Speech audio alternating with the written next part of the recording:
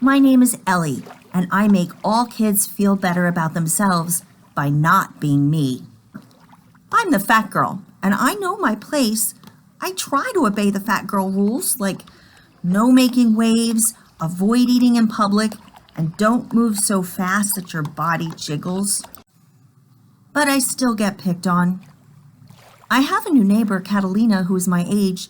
She seems friendly, and she's never mentioned my weight, but she'll probably ignore me when school starts. Dad wants me to see a therapist. Mom wants me to get an operation. I just want to float in my pool where I am weightless, where I can stretch out like a starfish and take up all the room I want. Read Starfish by Lisa Phipps. When kids at Ironville Middle receive free gaming PCs and equipment, they form an after-school esports club. Everyone wants to join. For their first game, they choose a popular battle strategy RPG called The Good War. It's set during World War II and played by Axis and Allies teams. Team members form new friendships as they level, but soon their competition leaks into real life, along with disturbing live-action roleplay.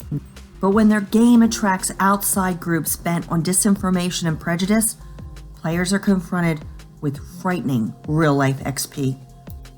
Read The Good War by Todd Strasser. I remember Daddy waking me in the night. Go get your mama and meet me outside. Mama couldn't see Daddy. He was telling us to hide. Soon as we ducked down, men showed up and they set fire to our house. That was the last time I saw Daddy. He was my first ghost, but not my last. Not my last at all. She took us to find work in Pittsburgh. That city's chock full of ghosts, all of them wanting my attention, especially the ones in that mean old racist lady's house. Blood and death covers that fancy place more than sheets on the furniture. Some of the ghosts are real young, even my age. One of them wants to be my friend. Someone killed her, but she don't remember who or how, and I want to help her. Only, I think maybe I should be afraid. Read her story, Ophi's Ghosts, by Justina Ireland. Shown here is called the General Chart of the Integrated World, created around 1418. Who is accredited with creating this map? Who is accredited then with circumnavigating the globe prior to 1418 CE? Vasco da Gama, Christopher Columbus, Ferdinand Magellan, Zhang He, or Amerigo Vespucci?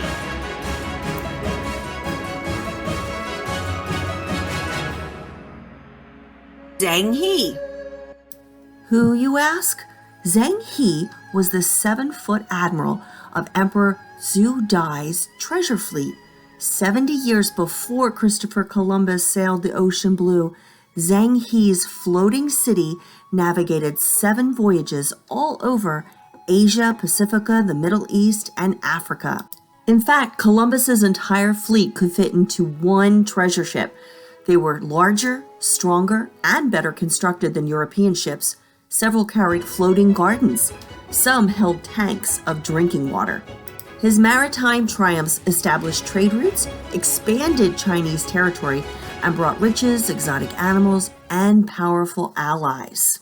How did he do it?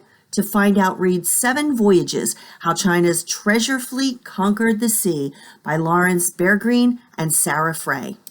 A butterfly flaps its wings in Mutare, Zimbabwe. Little air disturbances ripple outward, bringing summer snow to Elkridge, Maryland.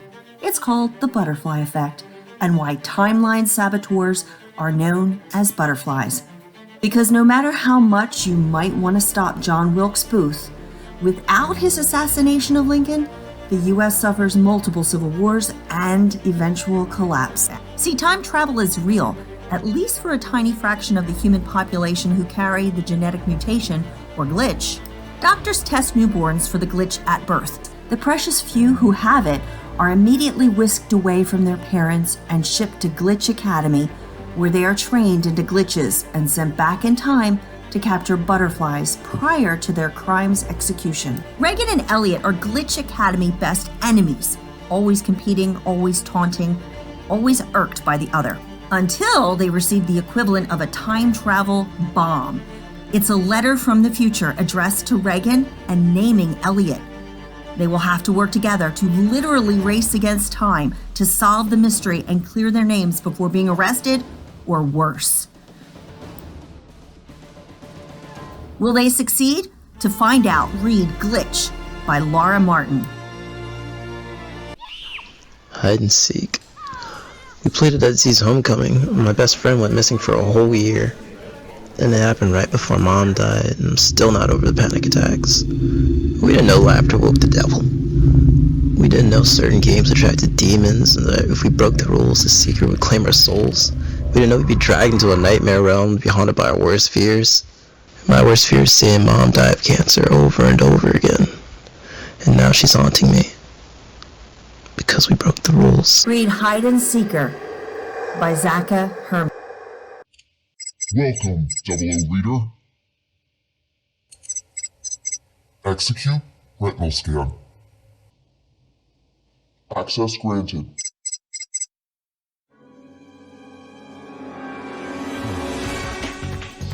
Good morning, Agent. Your mission, should you choose to accept it, is to locate this man, William Fisher, aka Rudolph Abel. High-altitude images show possible ballistic missiles near San Cristobal, Cuba. We suspect Soviet involvement. We have a one-time pad cipher found in a hollowed-out nickel. We need the encryption key. Our KGB asset may have secrets to divulge.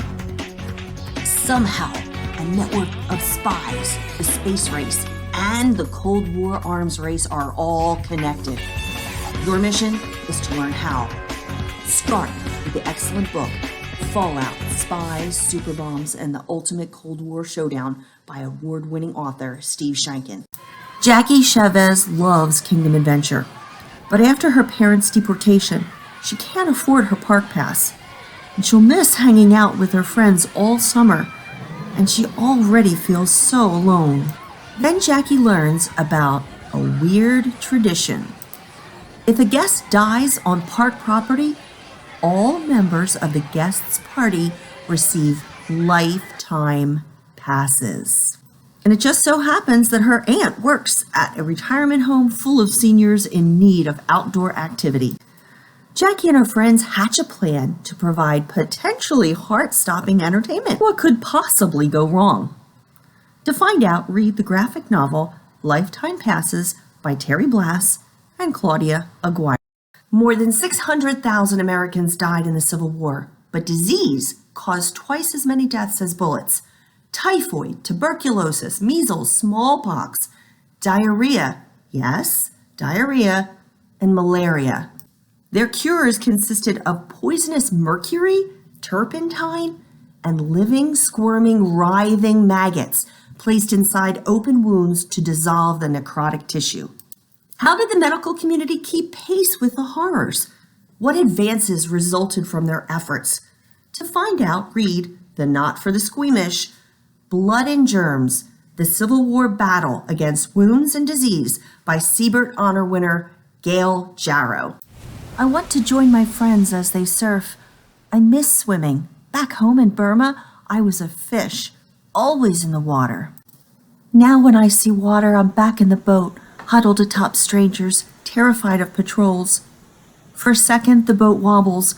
My nani shifts, stretches, and slides into the black water. Anna jumps in after. The boat never slows, and I never see them again. We escaped to Bangladesh, but the people here do not exactly welcome us. Life is hard. I need to be brave and get over my fear. If I enter the surfing contest and win, the money would help my family. Baba says only a boy can change their family's fate. I think maybe a girl can too. Samira Surfs by Roxana Gidroy.